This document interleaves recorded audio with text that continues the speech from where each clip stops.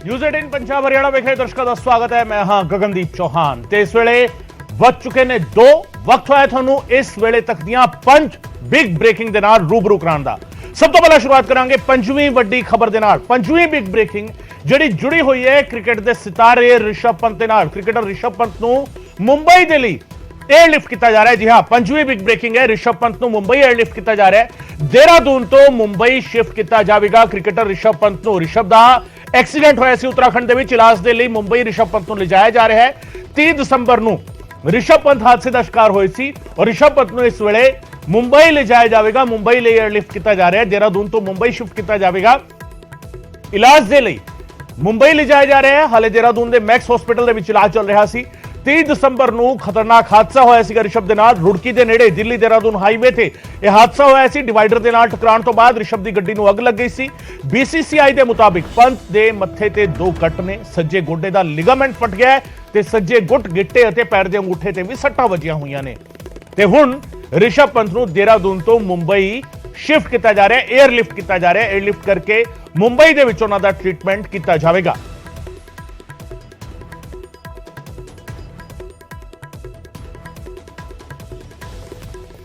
सो रुड़की के नेड़े हाईवे ते हादसा होया सी। ऋषभ की गड्डी नूं अग लग गई सी। काफी खतरनाक हादसा सी और जिहड़ी उस वेले हादसे दी तस्वीरां सामने आईयां सन। गड्डी की हालत नूं वेख के समझाया जा सकदा सीगा कि किस तरीके डिवाइडर के नाल गड्डी टकराई और उसके विच अग लगी है और ऋषभ की हालत जिहड़ी सीगी जिस तरीके दी सट्टां उन्हां नूं वजीआं ने। हुण इस नूं वेखते हुए क्योंकि ऋषभ पंत खिडारी ने और एक खिडारी दे लई सट वजना, उसके किसी भी शरीर के हिस्से से सट वजना खतरनाक साबित हो सकता है करियर के लिहाज के नाल भी जेकर देखा जाए। और इसे करके देहरादून तो हुण मुंबई शिफ्ट किया जा रहा है। मुंबई एयरलिफ्ट करके मुंबई के उन्हों का इलाज किया जाएगा। ऋषभ पंत नूं मुंबई ले जाया जाएगा एयरलिफ्ट करके और मुंबई के हुण अगे इलाज जिहड़ा हैगा उन्हां दा किया जाएगा। देहरादून के मैक्स हस्पताल के उन्हों का इलाज चल रहा सी पर हुण मुंबई जिहड़ा हैगा शिफ्ट किया जाएगा ऋषभ पंत नूं।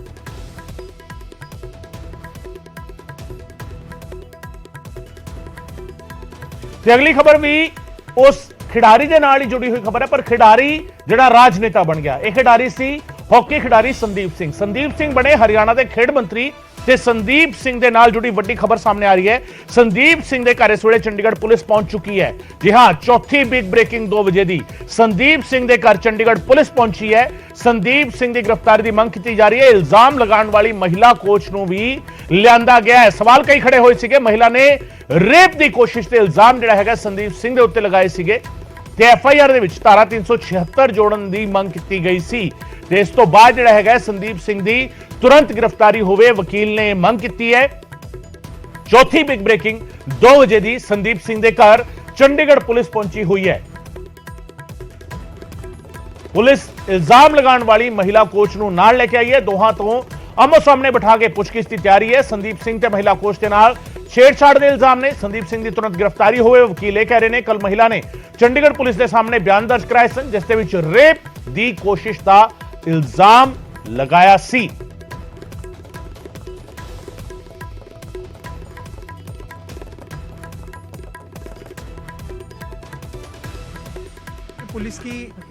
पुलिस ने आज ये रिक्वेस्ट किया वहाँ पे कि हमने निशानदेही जो मौके की है वो करवानी है। उसको लेकर जो कंप्लेनेंट है उसके बिना वो मौके पे नहीं हो सकती थी। तो उन्होंने रिक्वेस्ट किया कि आज एक ही इनसे यहाँ की मौके की निशानदेही करवानी है। उसको लेकर आज वो अंदर यहाँ पे गए हैं। जो एक्यूज है वो अंदर है और वो विक्टिम को किस बिहाफ से अंदर लेकर गए हैं हम इसको लेकर हाई कोर्ट में मूव करेंगे अगर इन्होंने कोई ऐसी चीज की है अंदर जो भी। क्योंकि हम पुलिस को इन्वेस्टिगेशन में कोई भी ऐसी चीज नहीं कर रहे कि कल को पुलिस सरकार के दबाव में अगर कोई इन्वेस्टिगेशन में अगर कोई 19-21 करती है तो पुलिस ये ना कहे कि जो विक्टिम थी कंप्लेनेंट थी उसने इन्वेस्टिगेशन में मदद नहीं की। आप देख सकते हैं कल भी 6 से 7 घंटे, उससे पहले भी 5-6 घंटे, आज भी 164 के बयान माननीय अदालत में कराए हैं। तो हम इन्वेस्टिगेशन में पुलिस की पूरी मदद कर रहे हैं पर पुलिस अगर उनको अरेस्ट नहीं कर रही तो मैं समझता हूँ कहीं ना कहीं दबाव। इस वे अंकित दुधानी मेरे सहयोगी मेरे नाल जुड़ रहे हैं। अंकित का रुख करने। अंकित, हलचल चल रही है संदीप सिंह के घर के बाहर, तुसी मौजूद हो इस वेले हो की रहा है और की कुछ उस वेले इस वेले किया जा रहा है उस थां ते क्योंकि विक्टिम नूं जिहड़ा हैगा संदीप सिंह के घर ले जाया गया। ये अपने आप में हैरान करने वाली गल है। वकील ने भी सवाल चुके कि विक्टिम नूं एक्यूज के घर जिहड़ा हैगा लिजे पुलिस के आमो सामने बिठा के पुछगिछ की गल होवे। फिलहाल की कुछ किया जा रहा है अंकित? बिल्कुल गगन, हम संदीप सिंह के घर के बाहर मौजूद हैं और जो महिला कोच है उनको यहाँ जरूर लाया गया था और महिला कोच अंदर गई थी, पूछताछ हुई है या क्राइम सीन क्रिएट किया गया है, उनसे पूछताछ की गई होगी कि कहाँ कैसे वारदात हुई है और उसके बाद जो महिला कोच है उसको चंडीगढ़ पुलिस बाहर ले जा चुकी है और वापिस जा चुकी है चंडीगढ़ पुलिस। लेकिन एसआईटी की टीम जो है वो अंदर मौजूद है। लेकिन एसआईटी की टीम जब पहुंची थी तो तब यही कहा जा रहा था कि संदीप सिंह घर के अंदर मौजूद है। लेकिन अब जो बात निकल करके आ रही है कि संदीप सिंह घर के अंदर मौजूद नहीं है, इसीलिए जो विक्टिम है उनको लेकर के आया गया था और उनको पूछताछ की गई है कि कहां किस प्रकार से कैसे घटना हुई है। लेकिन एसआईटी की टीम अभी भी गेट के अंदर मौजूद है और अभी कुछ ही देर के अंदर गेट के बाहर आ सकती है क्योंकि गाड़ियां जो हैं वो वापस मुड़ चुकी हैं और कुछ ही देर के अंदर जो है वो बाहर आ जाएगी। तो एसआईटी बाहर आ सकती है और उसके बाद क्या निकल करके आता है वो पता चलेगा। लेकिन कहीं ना कहीं जिस तरह से हाई प्रोफाइल मामला है और हाई प्रोफाइल मामले के अंदर पुलिस भी फूक फूक कर कदम रख रही है। पहले 4-5 दिन तक तो लगातार जो पीड़िता है उन्हीं से पूछताछ होती रही। उनसे कल भी हमने देखा था कि लगभग 8 साढ़े 8 घंटे लगातार पूछताछ हुई है, मैराथन पूछताछ हुई है, एक एक चीज पूछी गई। उनका मोबाइल था तो मोबाइल भी सीज कर लिया गया महिला कोच का। और आज जो है वो संदीप सिंह के घर पहुंची है, एसआईटी की टीम पहुंची है। पहले पुलिस पहुंची थी संबंध देने के लिए, संबंध दिए गए और उसके बाद संदीप सिंह के नाम के कि वो पेश हों, इन्वेस्टिगेशन के अंदर शामिल हों। और अब जो है वो एसआईटी की टीम अंदर पहुंची हुई है, एसआईटी जांच कर रही है। वीडियोग्राफी करवाई गई घर की पूरी, जो खुद कैमरामैन लेकर के आए थे, एसआईटी की टीम कैमरामैन लेके आई थी और घर की वीडियोग्राफी करवाई गई। नेम प्लेट है उसकी वीडियोग्राफी करवाई गई। तो कहीं ना कहीं जो एसआईटी है अब पूरी जांच कर रही है और एक एक पहलू को जांच रही है कि कहां किस तरह से कैसे घटना हुई है और जो आरोप लगाए गए हैं उनके अंदर कितनी सच्चाई है। तो ये पूरी चीज अब जांचने की कोशिश की जा रही है। हालांकि एसआईटी टीम बाहर आएगी तब कोई हमारे से बात करेगा, मीडिया से बात करेगा, तो उस समय पता चल पाएगा कि एसआईटी टीम ने क्या जांचा है। लेकिन अपने आप में गंभीर मामला है और जिस तरह से पॉलिटिकल मामला भी बनता जा रहा है क्योंकि बीजेपी सरकार के मंत्री हैं संदीप सिंह और विपक्ष जो है वो कहीं ना कहीं साथ है शिक्षा डागर के। वो इंडियन नेशनल लोकदल की बात करें, कांग्रेस की बात करें, आम आदमी पार्टी की बात करें या अब जो खाप पंचायतें हैं वो भी साथ आ चुकी हैं। खाप पंचायतों ने अल्टीमेटम दिया है सरकार को कि जल्दी से जल्दी मंत्रिमंडल से बर्खास्त किया जाए संदीप सिंह को, अदरवाइज आंदोलन के लिए हरियाणा सरकार तैयार रहे। सीधा सीधा मुख्यमंत्री मनोहर लाल को उन्होंने चेतावनी दी है। तो एक मामला गंभीर हो जाता है क्योंकि अभी भी मंत्री पद पर संदीप सिंह कायम है और मंत्री पद पर ही वो रहते हुए कहीं ना कहीं मामला इन्फ्लुएंस जरूर हो सकता है, वो प्रभावित जरूर हो सकता है। तो इसीलिए लगातार यही मांग की जा रही है कि उनको मंत्री पद से बर्खास्त किया जाए। जबकि जो स्पोर्ट्स महकमा था वो पहले ही वो मुख्यमंत्री को सौंप चुके हैं क्योंकि जो शिक्षा डागर है वो स्पोर्ट्स महकमे के अंतर्गत ही आती है। लेकिन उन्होंने भी, शिक्षा डागर ने भी 10 दिन की छुट्टी ले ली है और 10 दिन की छुट्टी लेकर वो अपनी ये लड़ाई जो है उसको लड़ रही है। तो मामला अपने आप में गंभीर है। अभी एसआईटी की टीम अंदर है, पूछताछ कर रही है, क्या निकलता है वो अभी देखना होगा। लेकिन जैसे ही एसआईटी की टीम निकलेगी तो हम उससे भी आपको रूबरू कराएंगे। जी अंकित, एसआईटी अंदर है, संदीप सिंह का यह बंगला है। फिलहाल संदीप सिंह यहां नहीं है, ना ही पीड़ित यहां पर है, सिर्फ एसआईटी वहां है। तो एक बार जो दर्शक अभी इस मामले को देख रहे हैं उन्हें थोड़ा सा विस्तार में बताइए कि क्या यही स्पॉट ऑफ क्राइम है? क्या शिक्षा डागर के मुताबिक यहीं पर उनसे ऐतराज योग हरकतें की गई या जिस तरह के इल्जाम वो लगा रही हैं, क्या इसी जगह पर वो सारी वारदात हुई है? यही वो पीड़ित बनती हैं, यही संदीप सिंह जो है वो मुलजिम उनके हिसाब से बनते हैं? क्या यही वो जगह है? और ये क्या पूरे का पूरा मामला था? क्योंकि मामला बहुत बड़ा है, हाई प्रोफाइल है। खेल मंत्री का पद जो है उन्हें छोड़ना पड़ा संदीप सिंह को। खेल पोर्टफोलियो, जो स्पोर्ट्स का पोर्टफोलियो था, वो मुख्यमंत्री को सौंपना पड़ा। तो छोटी बात नहीं है। लेकिन हुआ क्या, असल में हुआ क्या, ये थोड़ा सा विस्तार में बताइए अंकित। बिल्कुल गगन, जिस तरह से संदीप सिंह खेल मंत्री हैं और जूनियर कोच हैं, महिला कोच हैं शिक्षा डागर, सबसे पहले उन्होंने आरोप लगाए कि जो संदीप सिंह हैं उन्होंने उनके साथ गलत हरकत की, उन्होंने उनके कपड़े फाड़ दिए, टी शर्ट फाड़ दी और कहीं ना कहीं रेप के कोशिश की गई। उन्होंने अभी जो 164 के बयान दर्ज कराए हैं मजिस्ट्रेट के सामने, उसमें भी कहा है कि रेप की कोशिश उनके साथ की गई और वो लगातार फरवरी महीने से कहें तो फरवरी महीने से अभी जनवरी आ चुका है, तो लगभग 11 महीने से वो उनसे बातचीत कर रहे थे और वो स्नैपचैट के माध्यम माध्यम से कहें, इंस्टाग्राम के माध्यम से कहें या दूसरे सोशल मीडिया के माध्यम से बातचीत करते थे। लेकिन स्नैपचैट पे जो बातचीत होती थी वो वैनिश मोड में होती थी कि जो बातचीत हो जाती है उसके बाद अपने आप डिलीट हो जाती है। तो उस मोड के अंदर वो बातचीत करते थे और उन्होंने धीरे धीरे उनको कहा कि मैं तुम मुझे अच्छी लगती हो, मैं और तुम मुझे खुश रखो, मैं तुम्हें खुश रखूंगा। इस तरह की बातचीत उनके द्वारा कही गई। लेकिन जब वो तैयार नहीं हुई किसी भी हद तक जाने के लिए तो कहीं ना कहीं उनके ऊपर प्रेशर डाला गया, उनके साथ जोर जबरदस्ती की गई। तो इस तरह के आरोप जो हैं वो शिक्षा डागर ने जो संदीप सिंह मंत्री हैं उनके ऊपर लगाए थे और गंभीर आरोप थे अपने आप में, क्योंकि एक महिला कोच अगर कोई इस तरह के आरोप लगाती है और कोई भी महिला आरोप लगाती है तो अपने आप में गंभीर आरोप हो जाते हैं। और आरोप गंभीर तब हो जाते हैं जब जो सामने जिस पर आरोप लगाए जा रहे हैं वो हरियाणा सरकार में मंत्री है और वो भी खेल मंत्री है। तो ये पूरा मामला था और उसके बाद से वो जो महिला कोच थी वो इंडियन नेशनल लोकदल के दफ्तर के अंदर अभय सिंह चौटाला जो इंडियन नेशनल लोकदल के विधायक हैं उनके साथ और मीडिया के सामने आई। उन्होंने अपनी पूरी व्यथा उस दिन प्रेस वार्ता के माध्यम से बताई। तब मामला सामने आया और सामने जब मामला आया तो कहीं ना कहीं हाई प्रोफाइल मामला था, तो चमका मामला। और उसके बाद जब जो शिक्षा डागर है वो एसएसपी के सामने पेश हुई, चंडीगढ़ एसएसपी के सामने पेश हुई और ये पूरा घटनाक्रम चला है। और उसने हरियाणा ने भी एडीजीपी के नेतृत्व में कमेटी बनाई है। लेकिन शिक्षा डागर ये बिल्कुल अंकित, ये सारा जो सिनेरियो है और वो सिनेरियो कहीं ना कहीं जो है जिस तरफ इशारा कर रहा है कि हाई प्रोफाइल मामला है, कहीं ना कहीं फूक कर कदम जो है हरियाणा पुलिस, हरियाणा सरकार भी रख रही है। बहुत बहुत शुक्रिया अंकित फिलहाल इस तमाम जानकारी के लिए। अंकित दुदानी मेरे सहयोगी जानकारी दे रहे सन। संदीप सिंह दे घर दे बाहर मौजूद, एसआईटी उत्थे मौजूद है। एसआईटी अंदर जांच कर रही है, क्राइम सीन रिक्रिएट किया गया है या आइडेंटिफिकेशन की गई है, थां दी स्पॉट मार्किंग जिहड़ा है वो की गई है, क्योंकि शिक्षा डागर दे इल्जाम अपने आप दे विच संगीन ने। हालांकि इल्जाम कि साबित होंदे ने नहीं होंदे सारी हजे अदालती कार्रवाई जदों होगी इस मामले ते अगे जांच किस तरीके चलती है उस ते डिपेंड करेगा। पर फिलहाल संदीप सिंह ने स्पोर्ट्स पोर्टफोलियो मुख्यमंत्री नूं सौंप दिता है। तीजी बिग ब्रेकिंग का रुख करते हैं। शंभू बॉर्डर तो अज ट्रक ऑपरेटर धरना चुक लैणगे। जी हां, सरकार दे नाल मीटिंग दे विच सहमति बनी है ते मंगां ते हल दे लई सरकार ने कमेटी बनाई दी है। शंभू बॉर्डर तो ट्रक ऑपरेटर जिहड़े ने अज धरना चुकणगे। तीजी बिग ब्रेकिंग, शंभू बॉर्डर तो अज धरना चुकणगे ट्रक ऑपरेटर। सरकार दे नाल मीटिंग जिहड़ी हुई सी उस ते भी सहमति बनी है ट्रक ऑपरेटर्स की और अज जिहड़ा हैगा धरना जिहड़ा हैगा वो खत्म किया जा सकता है। मंगां दे हल दे लई सरकार ने कमेटी बनाई है। कैबिनेट मंत्री कुलदीप धालीवाल का बयान सामने है। 1 महीने दे विच रिपोर्ट देवेगी कमेटी, नवी ट्रांसपोर्ट पॉलिसी लियावेगी सरकार ते कमेटी दे विच सरकार ते यूनियन दे 4 मैंबर शामिल होणगे। कमेटी दे विच इंडस्ट्री दे भी 3 मैंबर शामिल होणगे। कैबिनेट सब कमेटी दे नाल ट्रक यूनियन की मीटिंग हुई है। तुहानूं दस दईए कि ट्रक यूनियन ने पिछले 6 दिनों तो शंभू बॉर्डर से धरना लाया हुआ है। ट्रक यूनियन नूं बहाल करने की मंग की जा रही है ते अज जिहड़ा हैगा शंभू बॉर्डर तो ट्रक ऑपरेटरों वालों धरना चुक्या जाएगा।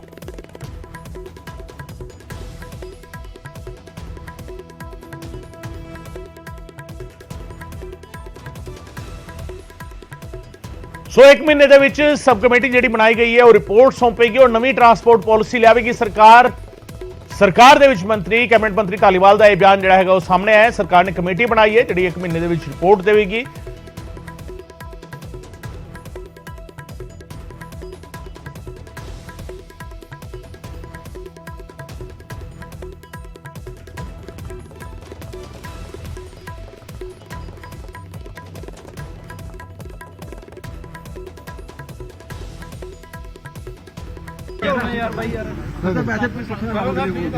शंभू बॉर्डर तो ਪਹਿਲਾਂ ਤਾਂ ਤੁਹਾਡਾ ਸਭ ਦਾ ਬਹੁਤ ਧੰਨਵਾਦ। ਤੁਸੀਂ ਚੰਡੀਗੜ੍ਹ ਦਾ ਸਾਰਾ ਮੀਡੀਆ ਆਏ ਜੇ।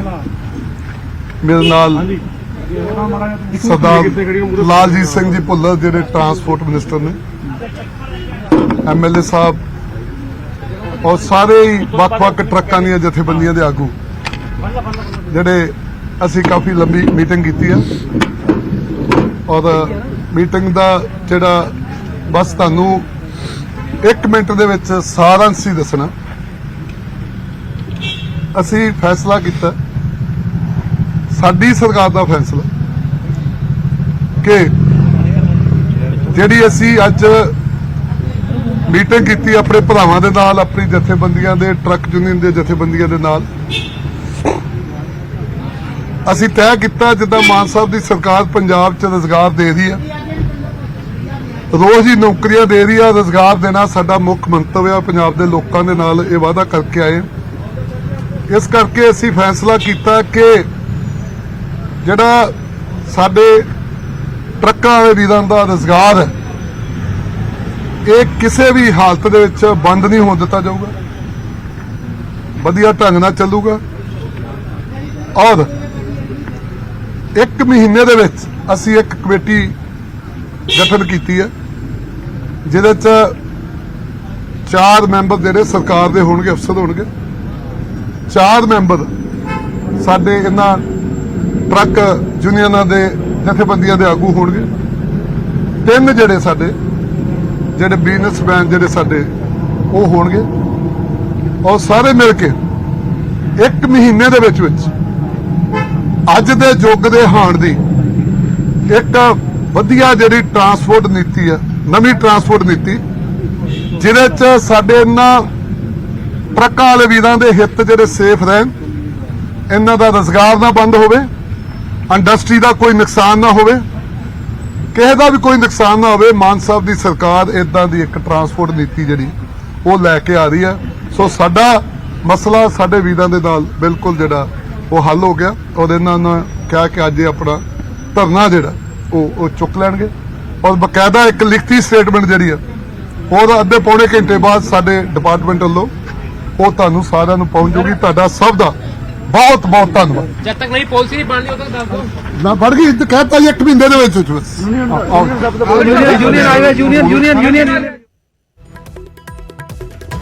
ਸੋ ਸਰਕਾਰ ਦੇ ਨਾਲ ਮੀਟਿੰਗ ਦੇ ਵਿੱਚ ਸਹਿਮਤੀ ਬਣੀ ਹੈ ਔਰ ਛੇਤੀ ਹੀ ਜਿਹੜਾ ਹੈਗਾ ਇੱਕ ਬਕਾਇਦਾ ਨੋਟੀਫਿਕੇਸ਼ਨ ਆਵੇਗਾ। ਇਹ ਕਹਿ ਰਹੇ ਸੀਗੇ ਕੁਲਦੀਪ ਧਾਲੀਵਾਲ। ਮੰਗਾਂ ਦੇ ਹੱਲ ਦੇ ਲਈ ਸਰਕਾਰ ਨੇ ਕਮੇਟੀ ਬਣਾਈ ਹੈ। ਇਸ ਸਭ ਦੇ ਵਿਚਾਲੇ ਦੂਜੀ ਬਿਗ ਬ੍ਰੇਕਿੰਗ ਦਾ ਰੁਖ ਕਰਦੇ ਹਾਂ। ਗਵਰਨਰ ਨੇ ਪੰਜਾਬ ਦੇ ਅਧਿਕਾਰੀਆਂ ਨੂੰ ਚਿੱਠੀ ਲਿਖੀ ਹੈ। ਜੀ ਹਾਂ, ਨਵੇਂ ਸਾਲ ਤੇ ਪੰਜਾਬ ਤੇ ਚੰਡੀਗੜ੍ਹ ਦੇ ਅਫਸਰਾਂ ਨੂੰ चिट्ठी लिखी गवर्नर ने। 350 IAS IPS अधिकारियों को चिट्ठी लिखी है गवर्नर ने।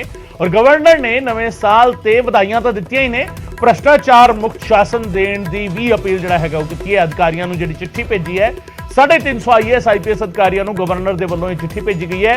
दूजी बिग ब्रेकिंग 2 बजे की पंजाब ते चंडीगढ़ के 350 IAS IPS अधिकारियों को चिट्ठी लिख के गवर्नर ने भ्रष्टाचार मुक्त ते पारदर्शी प्रशासन देने के लिए कहा है।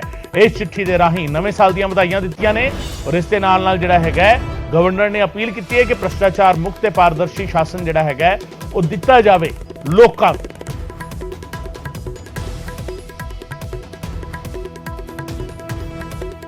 सो गवर्नर की चिट्ठी 350 अधिकारियों नूं ये अपने आप विच जिस तरीके का मामला हैगा इसनूं समझण दी लोड़ है। किस तरीके इसको समझा जाए। पंकज कपाही मेरे सहयोगी मेरे नाल इस वे फोन लाइन से जुड़ रहे हैं, उन्होंने नाल गल करते हैं। पंकज, गवर्नर ने चिट्ठी लिखी 350 IAS IPS अधिकारियों को, इसको असीं किस तरीके समझिए? देखो इस वे काफी एक्टिव जिहड़े ने गवर्नर ऑफिस जिहड़ा नजर आ रहा है ਵੱਖ-ਵੱਖ ਮੁੱਦਿਆਂ ਦੇ ਉੱਤੇ ਪੰਜਾਬ ਨੂੰ ਲੈ ਕੇ। ਪਹਿਲਾਂ ਅਸੀਂ ਦੇਖਿਆ ਕਿ BSF ਔਰ ਨਸ਼ੇ ਨੂੰ ਲੈ ਕੇ ਜਿਹੜੇ ਬਾਰਡਰ ਏਰੀਆ ਨੇ ਉੱਥੇ ਉਹਨਾਂ ਦੀ ਐਕਟੀਵਿਟੀ ਪਿਛਲੇ ਸਾਲ ਜਿਹੜੀ ਉਹ ਵਧੀ ਸੀਗੀ। ਉਸ ਤੋਂ ਬਾਅਦ ਅਸੀਂ ਦੇਖਿਆ ਕਿ ਸੈਸ਼ਨ ਬੁਲਾਉਣ ਦੇ ਮਸਲੇ ਨੂੰ ਲੈ ਕੇ ਜਿਹੜਾ ਰੇਡਕਾ ਪੰਜਾਬ ਸਰਕਾਰ ਦੇ ਨਾਲ ਬਣਿਆ। ਔਰ ਹੁਣ ਜਿਹੜਾ ਹੈ ਬਕਾਇਦਾ ਤੌਰ ਤੇ ਚਿੱਠੀ ਸਾਰੇ IAS ਅਫਸਰ ਚੰਡੀਗੜ੍ਹ ਤੇ ਪੰਜਾਬ, ਕਿਉਂਕਿ ਚੰਡੀਗੜ੍ਹ ਦੀ ਜ਼ਿੰਮੇਵਾਰੀ ਰਾਜਪਾਲ ਦੇ ਕੋਲ ਹੈ, ਤਾਂ ਉਹਨਾਂ ਦੇ ਵੱਲੋਂ ਸਾਰੇ IAS ਅਫਸਰਾਂ ਨੂੰ ਚਿੱਠੀ ਜਿਹੜੀ ਉਹ ਲਿਖੀ ਗਈ ਹੈ ਕਿ ਇਮਾਨਦਾਰੀ ਦੇ ਨਾਲ ਕੰਮ ਜਿਹੜਾ ਉਹ ਕੀਤਾ ਜਾਵੇ। ਕਰਪਸ਼ਨ ਕਿਸੇ ਵੀ ਤਰੀਕੇ ਦੇ ਨਾਲ ਨਹੀਂ ਹੋਣੀ ਚਾਹੀਦੀ, ਕਿਸੇ ਵੀ ਤਰੀਕੇ ਨਾਲ ਕੋਈ ਸ਼ਿਕਾਇਤ ਜਿਹੜੀ ਉਹ ਸਾਹਮਣੇ ਨਹੀਂ ਆਣੀ ਚਾਹੀਦੀ। ਇਸ ਬਾਬਤ ਉਹਨਾਂ ਨੇ ਸਾਰਿਆਂ ਨੂੰ ਚਿੱਠੀ ਲਿਖੀ ਹੈ, ਕਿਉਂਕਿ ਕੁਝ ਮਾਮਲੇ ਰਾਜਪਾਲ ਦੇ ਕੋਲ ਵੀ ਪਹੁੰਚੇ ਸੀਗੇ। ਤੁਹਾਨੂੰ ਯਾਦ ਹੋਏਗਾ ਕਿ ਇੱਕ ਲੜਕੀ ਦੀ ਸ਼ਿਕਾਇਤ ਦਾ ਮਾਮਲਾ ਜਿਹੜਾ ਉਹ ਪਹੁੰਚਿਆ ਸੀਗਾ ਕਿ ਸ਼ੋਸ਼ਣ ਕਿਸ ਤਰੀਕੇ ਦੇ ਨਾਲ ਆਸ਼ੀਸ਼ ਕਪੂਰ ਹੋਰਾਂ ਨੇ ਕੀਤਾ ਹੈ, ਇਸ ਤਰੀਕੇ ਦੇ ਇਲਜ਼ਾਮ ਲੱਗੇ ਸੀਗੇ। ਉਸ ਤੋਂ ਬਾਅਦ ਰਾਜਪਾਲ ਉਸ ਲੜਕੀ ਨਾਲ ਮੁਲਾਕਾਤ ਵੀ ਉਹਨਾਂ ਨੇ ਕੀਤੀ ਸੀਗੀ ਤੇ ਕਿਹਾ ਸੀਗਾ ਕਿ ਇਸਦੇ ਉੱਤੇ ਹੀ ਕਾਰਵਾਈ ਜਿਹੜੀ ਉਹ ਹੋਣੀ ਚਾਹੀਦੀ ਹੈ। ਤਾਂ ਇਸੇ ਤੋਂ ਬਾਅਦ ਹੁਣ ਇੱਕ ਚਿੱਠੀ ਜਿਹੜੀ ਹੈ ਉਹ ਸਾਰੇ IAS ਅਫਸਰਾਂ ਨੂੰ ਲਿਖੀ ਗਈ ਹੈ ਕਿ ਕੋਈ ਵੀ ਸ਼ਿਕਾਇਤ ਜਿਹੜੀ ਹੈ ਉਹ ਅਜਿਹੀ ਕਰਪਸ਼ਨ ਨੂੰ ਲੈ ਕੇ ਸਾਹਮਣੇ ਨਾ ਆਵੇ ਔਰ ਇਮਾਨਦਾਰੀ ਦੇ ਨਾਲ ਕੰਮ ਜਿਹੜਾ ਹੈ ਉਹ ਕੀਤਾ ਜਾਵੇ।